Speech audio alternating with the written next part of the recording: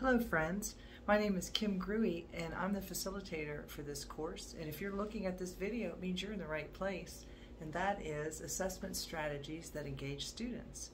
And it also means you're in either Section A or Section B, Houston Community College in the house. I'm so excited to be part of your cohort and to be with you this week that goes from May 1 to May 7. Workshop officially begins Monday, May 1 and ends Sunday, May 7th. No matter what the calendar may show on your course, everything is due at 11:59 p.m. your time zone. And I'm Pacific, and OLC is Eastern, maybe Central, and then Houston, I think is Central, but 11:59 your time, and I'm not a big stickler on that. I understand that you're busy community college faculty. I'm so excited that you're able to take the time during this very busy time of the academic year to be here. So if you're having trouble with any sort of keeping up, just email me and let me know and we'll work something out. But what's great about this course is there are really only two deliverables. The first discussion is about summative and formative assessment, and that is due part 1 Tuesday of this week, and you want to reply to a peer, at least one peer, if not more, by Thursday of this week.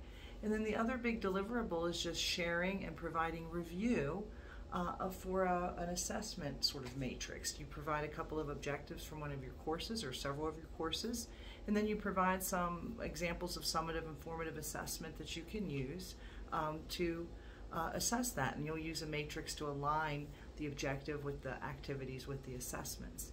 I love authentic assessment. It is one of my areas of interest. Began working on authentic assessment during the pandemic when all of our testing centers were shut down, and we had to sort of adopt more of a trusting relationship with our students and also reimagine how we assess student learning. And so we've been working at my college on authentic assessment for a few years now. So I'm really excited to share my expertise with you, but also learn alongside you, because I know that you're all just brilliant, wonderful colleagues, and I'm really excited to get to know you. The other thing I want to tell you besides the two deliverables, and that second deliverable is due by Saturday, and then you really got sort of short turnaround time, get some feedback to somebody by Sunday, and that sort of officially closes out the workshop. You also are asked as an HCC person to provide proof of purchase, so to speak, and you have to provide a receipt to show, so you can look at that in the modules. And as a matter of fact, when you enter the course, you can either hit the home page and everything you need is on the home page. If you scroll down the home page, it's actually the syllabus. You'll see the summary with all the due dates, which there are only a couple.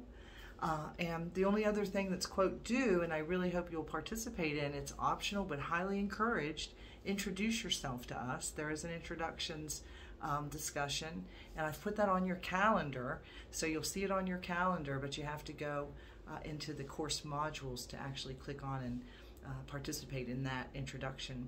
It's called Introduce Yourself. So I'm excited.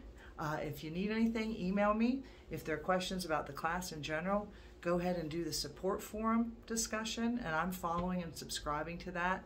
I recommend you hit the subscribe button too, because if you know an answer to a question, I want to welcome you to please go ahead and answer in that support forum, but I'll certainly keep my eye on it and try to be responsive within 24 hours. So I'm really excited to meet everybody in our asynchronous spaces together, and we're going to have a great week as we go into the wonderful world of assessing student learning. So see you in the course.